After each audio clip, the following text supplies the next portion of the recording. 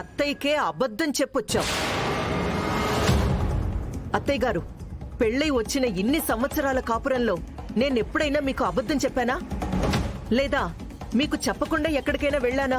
కానీ ఇది చూడండి, పెళ్ళై సంవత్సరం కూడా కాకుండానే మనకి మస్కా కొట్టి మరి తనకి నచ్చిన చోటికొచ్చింది.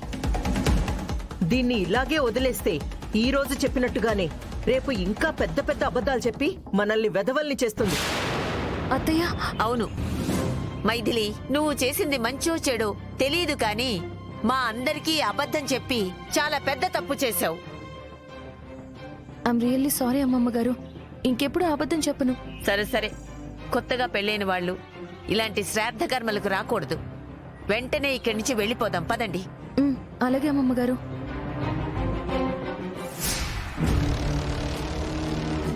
ఒక్క నిమిషం.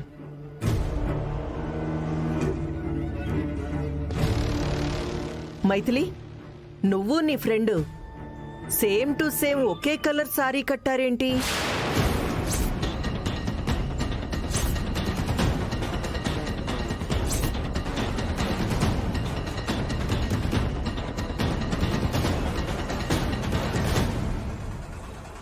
అవునండి, అచ్చుకుత్తినట్టు ఇద్దరు ఒకేలాంటి శారీ కట్టుకున్నారు. బహుశా మనల్ని చీట్ చేయడానికి అయ్యుంటుంది. ఆంటీ, మీరందరూ ఎక్కువగా ఆలోచిస్తున్నారు. బ్యాంక్లో జాబ్ చేసేటప్పుడు మేమిద్దరం ఒకే షాప్లో ఒకే రకమైన శారీస్ కొనుక్కునేవాళ్ళం. ఏ ఫంక్షన్కి వెళ్ళినా ఇద్దరం ఒకేలాంటి శారీస్ కట్టుకుని వెళ్ళేవాళ్ళం. అలా అలవాట్లో పొరపాటుగా ఇప్పుడు అలానే కట్టుకుని వచ్చాం, అంతే. ఆంటీ, ఇది మాయ చేస్తుందంటే ఇది చెప్పేవన్నీ అబద్ధాలే. నాకు అర్థమవుతుంది త్రిష. మన దగ్గర ఏ ప్రూఫ్స్ లేకపోవడం వల్ల మనం ఏం చేయలేము. వెళ్దాం పద. సరే సరే సుహాసిని, ఇక వెళ్దాం పదండి. అలాగే అత్తయ్య.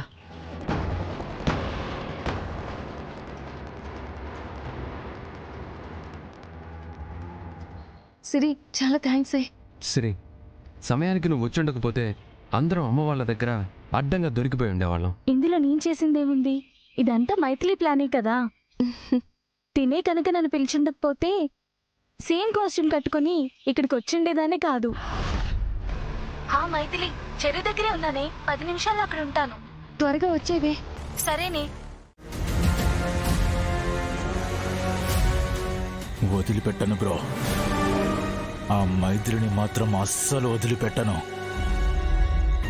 నువ్వు దేవుళ్ళ వచ్చి నాకు బెయిల్ ఇచ్చి నన్ను బయటకు తీసుకొచ్చావు కాబట్టి సరిపోయింది. లేదంటే ఈ పాటికి జైల్లో చిప్పకుడు తింటూ ఉండేవాణ్ణి.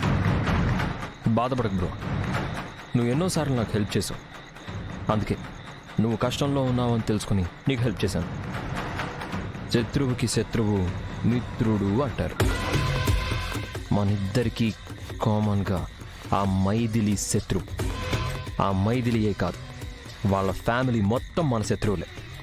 అవును బ్రో, ఆ సత్యవతిని ఇల్లు ఖాళీ చేద్దామని నేను ప్లాన్ చేస్తే ఆ తల్లి కూతుర్లందరూ కలిసి నా డబ్బు దొంగలించి నన్నే దొంగం చేశారు.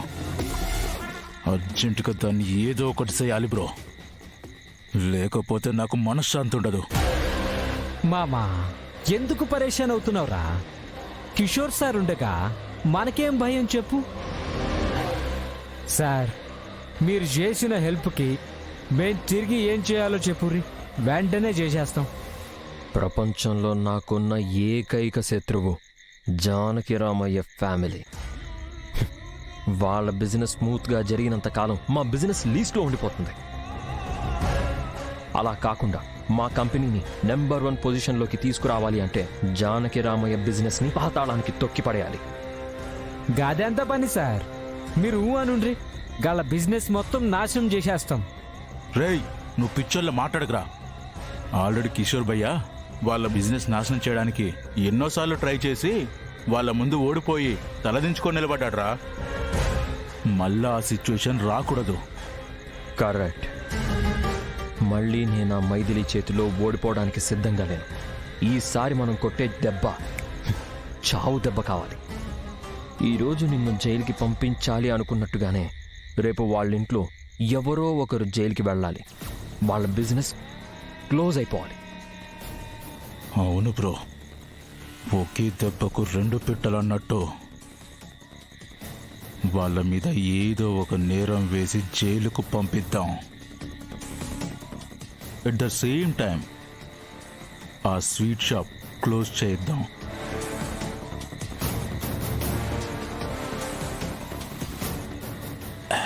అలాంటి ప్లాన్ ఏమైనా ఉంటే చెప్పండి. ఉంది, కానీ రిస్క్. అరే ఎంత రిస్క్ అయినా చేయనీకి నేను మా మామ రెడీగా ఉన్నాం సార్. చెప్పురి ఏం చేయాలను. స్మగ్లింగ్ చేయాలి. ఏంది స్మగ్లింగా? మీరు విన్నది కరెక్టే. సిగరెటీరా? జానకిరామయ్య స్వీట్ షాప్లో పురాతన బంగారు విగ్రహాలు లేదా కంచు విగ్రహాలు స్మగ్లింగ్ జరుగుతున్నాయి అని మనం నమ్మించగలిగితే ఆటోమేటిక్గా ఆ స్వీట్ షాప్ ఓనర్ అయిన జానకమ్మ అరెస్ట్ అవుతుంది.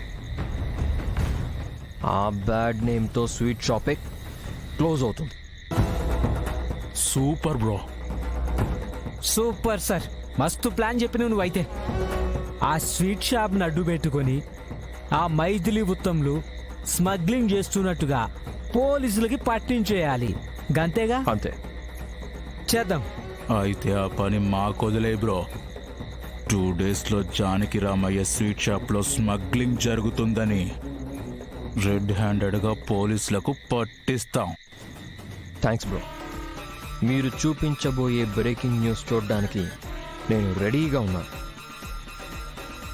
Cheers. Cheers. Cheers.